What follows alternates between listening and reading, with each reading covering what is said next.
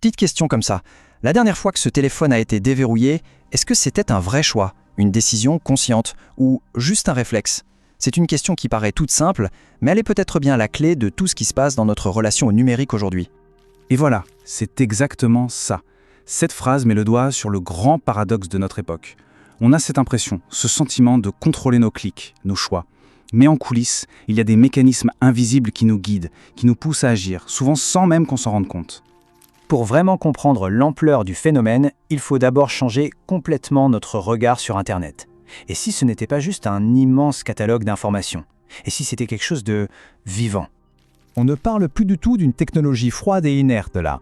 L'idée, c'est de voir le web comme une sorte d'esprit collectif, un gigantesque miroir qui en permanence reflète et même amplifie nos pensées, nos émotions, tout notre monde intérieur. Ce concept de cerveau numérique, il est vraiment au cœur de tout. Chaque post, chaque partage, chaque like, c'est comme si on ajoutait une petite cellule à ce cerveau géant. On le nourrit constamment avec nos désirs, nos colères, nos joies. Et bien sûr, cet écosystème n'est pas du tout statique. Au contraire, il est en mouvement perpétuel, il vibre au rythme de nos émotions collectives. C'est une boucle sans fin, où chaque action provoque une réaction, nous connectant tous dans une immense toile d'influence mutuelle. Et c'est là que la question devient vertigineuse. Si on a participé à la création de cet esprit collectif, qu'est-ce qu'il pense pour nous? Comment est-ce qu'il nous façonne en retour? C'est ce qu'on va voir tout de suite. Alors maintenant, on va soulever le capot. On va regarder de plus près les rouages de cette machine, ces mécanismes qui sont spécifiquement conçus pour une chose, capter notre attention et la garder le plus longtemps possible. Il faut être clair, cette sensation de compulsion, ce besoin de revenir encore et encore, ce n'est pas un accident. Non, c'est le résultat d'une ingénierie extrêmement sophistiquée. Les algorithmes sont faits pour comprendre l'architecture même de nos désirs, pour nous garder prisonniers de ce cycle. Et ce tableau, il révèle une vérité assez dérangeante. Dans le jargon du marketing, on parle d'engagement pour mesurer le succès. Mais en réalité, ce qui se passe est bien plus profond. Il s'agit d'une synchronisation de nos esprits. On est tous entraînés dans la même danse, au même rythme, sans même connaître la musique. Et voilà le piège parfait. On a l'impression d'exprimer qui on est, notre individualité à travers nos choix en ligne. Mais en fait, chaque clic nous enfonce un peu plus dans une sorte de transe collective. Un état d'hypnose partagé à l'échelle planétaire. Mais alors, quel est le prix à payer pour cette synchronisation permanente? Quel est le coût final de cette perte de contrôle qui se fait petit à petit, jour après jour? Un automate biologique. Les mots sont forts, c'est vrai, mais ils décrivent une réalité qui fait froid dans le dos, celle d'une perte progressive et parfois totale de notre libre arbitre. Qu'est-ce que ça veut dire concrètement?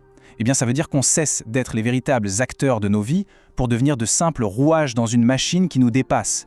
On ne choisit plus, on réagit. Une notification qui vibre, un j'aime qui apparaît, une polémique qui explose, nos actions sont dictées par des impulsions orchestrées par des forces sur lesquelles on n'a aucune prise. Et ce qui est fascinant, c'est que ce constat n'a rien de nouveau.